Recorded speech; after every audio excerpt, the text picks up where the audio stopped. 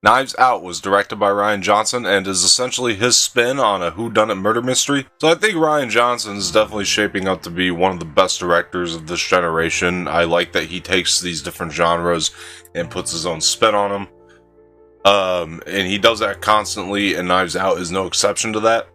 You just know you're confident when you go into a Rian Johnson film that you're going to be watching a Rian Johnson film. He puts his own brand on them, so to speak.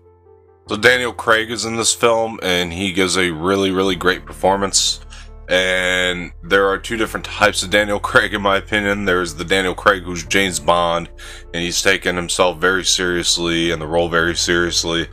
And then here, or a film like Logan Lucky, for example, he still takes it seriously, I'm sure, but you could just tell he's having a blast playing this type of role. And this is the best version of Daniel Craig, in my opinion.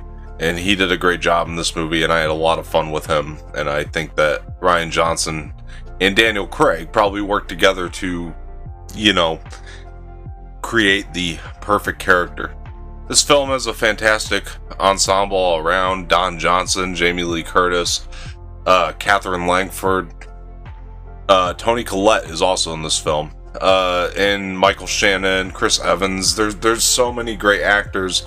And something that differs this film from something like a Murder on the Orient Express, which is another remake, I guess, but still a modern day whodunit murder mystery, is that I felt like with something like Murder on the Orient Express, they didn't really know how to utilize their ensemble very well, as opposed to this film. The entire ensemble gets moments. Everybody's a character of themselves. It's set up very well in the beginning, and it's one of the things that I found to be done very perfectly in this film. Stand out beyond all of those great actors in this film is definitely Ana de Armas, outside of Daniel Craig. Ana de Armas did a great job in this film, and I was surprised by that, because I think the last time I saw Ana de Armas was in the film Knock Knock, directed by Eli Roth, where she's not given this incredible performance, although that film is a guilty pleasure of mine. But in this film, Ana de Armas is giving it her all. She's given it 100%. A lot of this is probably due to the direction by Rian Johnson, but she is an actress with a lot of potential, and I can't wait to see what she does in the future. And she really does carry this story, even though Daniel Craig's the actual standout of the entire ensemble. Ana de Armas carries the story very, very well, and the entire ensemble does great together, helping her and supporting her.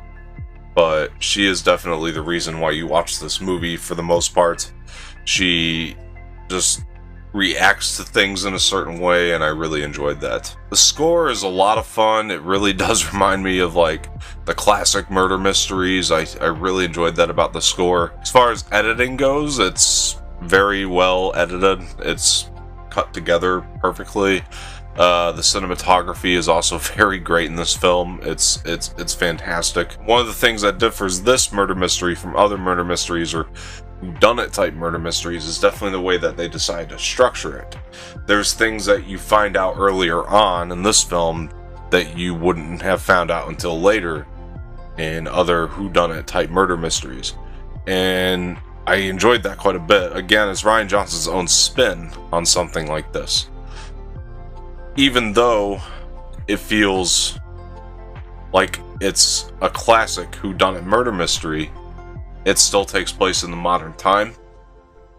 And I found that to be really interesting, the mesh of the two genres of a modern day murder mystery meshed with the, classic type Agatha Christie maybe murder mysteries. And you could tell that Agatha Christie murder mysteries definitely played a big part on the influence of this film. And you could see what Rian Johnson was going for, wanting to mesh her style with modern day style. And it's very contemporary in that way. So Chris Evans is hysterical in this film, and he plays a part that I quite enjoyed. He's another big standout here for me, and I really, really did enjoy the spin that went on with this character. And I won't give too much away. There are many twists and turns in this movie, so I gotta be careful when talking about it. I really cannot give away much at all, to be honest. Michael Shannon is delightful to watch in this film, as he always is. I thought he really did something quite cool with this character, and I want to see Michael Shannon take on more fun roles, kind of like this. This movie's very funny throughout, and I think the jokes land actually 100% of the time. I think I laughed every time a joke was handed out. A lot of those are delivered by Michael Shannon, and that was delightful to see. Jamie Lee Curtis is a great addition to this film as well. She also has some funny moments and some serious moments, and she gives the type of performance I guess you can kind of expect from Jamie Lee Curtis in this day and age, but it wasn't half-assed at all. She gave 100%, and I really appreciated that. Don Johnson was a lot of fun to have in this film also. I really wish we can see him in more, and I think that he played his character to a T.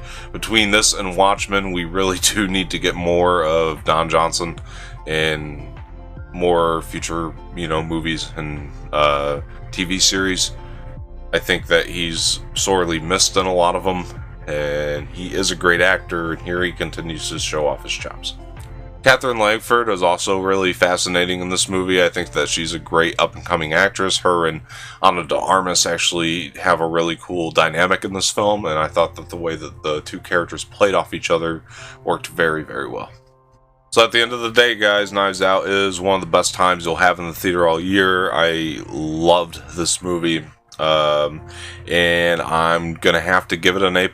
Guys, thank you for watching this review of Knives Out. I've been Don Martino. If you want to continue to support the channel, please hit that subscribe button below, hit the like button below, leave some feedback in the comments section. I'll also be leaving my Twitter and Instagram in the description below, so be sure to follow me there. It's much appreciated.